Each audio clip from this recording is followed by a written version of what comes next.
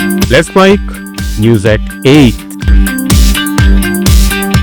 राजस्थान के जयपुर जिले के कोटपुतली के सब्जी विक्रेता अमित सेहरा रातों रात करोड़पति बन गए हैं। अमित ने Punjab state lottery Diwali bumper 2025 का 11 करोड़ रुपए का जैकपॉट जीता है, लेकिन उनकी सबसे बड़ी जीत उनकी इंसानियत है।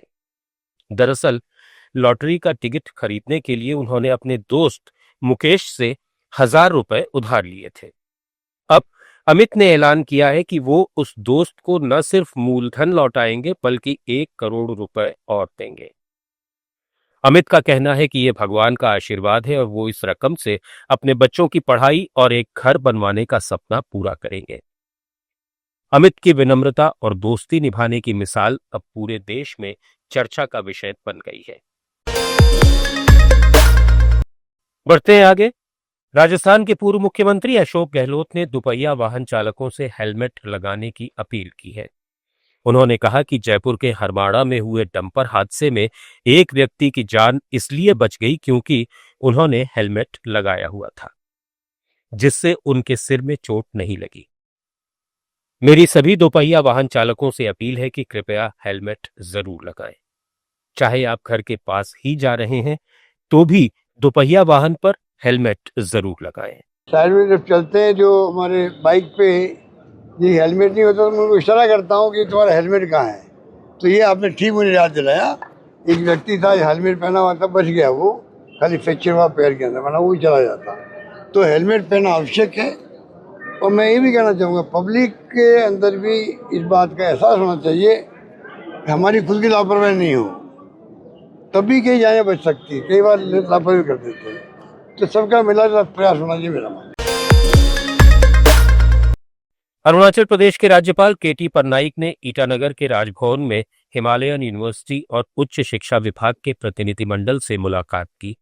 उन्होंने युवाओं को कौशल विकास, नेतृत्व प्रशिक्षण और नवाचारी शिक्षा से सशक्त बनने पर जोर दिया। उन्होंने विश्वविद्यालयों, सरकारी विभागों और निजी क्षेत्र के बीच सहयोग बढ़ाकर शोध, नवाचार और उद्यमिता को प्रोत्साहित करने, कृषि और उद्योग क्षेत्र में निर्यात और कृषि आधारित उद्योगों के अवसरों का लाभ उठाने की सलाह दी। राज्यपाल ने हिमालयन यूनिवर्सिटी की शिक्षा में योगदान की सराहना की और सरकारी निजी संस्थानों में शिक्षा की गुणवत्ता सुधारने पर जोर दिया। कर्नाटक हाईकोर्ट से राज्य सरकार को बड़ा झटका लगा है।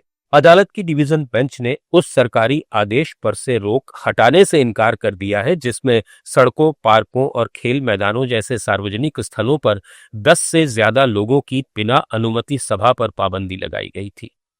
न्यायमूर्ति एसजी पंडित और न्यायमूर्ति गीता केबी की बेंच ने साफ कहा कि वे एकल न्यायाधीश के अंतरिम आदेश में दखल नहीं देंगी।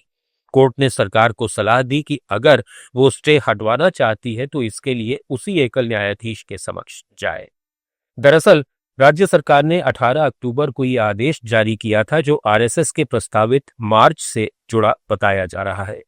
4 याचिकाकर्ताओं ने इसे अदालत में चुनौती दी थी। 28 अक्टूबर को न्यायमूर्ति एम नागप्रसन्ना ने आदेश पर रोक लगा दी थी, ये कहते हुए कि ये नागरिकों के शांतिपूर्ण सभा और अभिव्यक्ति की स्वतंत्रता के मौलिक अधिकारों का उल्लंघन है। फिलहाल सरकारी आदेश पर रोक बनी रहेगी। उत्तर प्रदेश के प्रतापगढ़ की कुंडा सीट से विधायक और बाहुबली नेता राजा भैया के शस्त्र पूजन की जांच रिपोर्ट सामने आ गई है। दशहरे के मौके पर राजा भैया के बेती आवास पर सैकड़ों हथियारों के साथ हुए शस्त्र पूजन का वीडियो वायरल हुआ था। इसके बाद पूर्व आईजी अमिताभ ठाकुर ने शिकायत दर्ज कर जांच की मांग की थी। अब पुलिस रिपोर्ट में कहा गया है कि यह कार्यक्रम पिछले 30 साल से पारंपरिक रूप से किया जा रहा है और इसमें किसी अवैध हथियार या शस्त्र प्रदर्शन के सबूत नहीं मिले।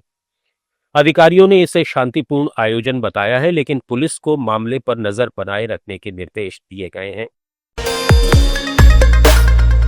त्रिपुरा के मुख्यमंत्री डॉक्टर माणिक साहा ने अगरतला में शिजा सुपर स्पेशलिटी अस्पताल की आधारशिला रखते हुए उम्मीद जताई कि यह अस्पताल राज्य की स्वास्थ्य सेवाओं को मजबूत करने में अहम भूमिका निभाएगा। सीएम ने बताया कि जीबीपी अस्पताल में 250 करोड़ रुपए से 9 सुपर स्पेशलिटी सेवाएं चालू करने के बावजूद मरीज बाहर जाते हैं। न्यूज एट 8 में फिलहाल इतना ही। जुड़े रहिए लेट्स माइक के साथ।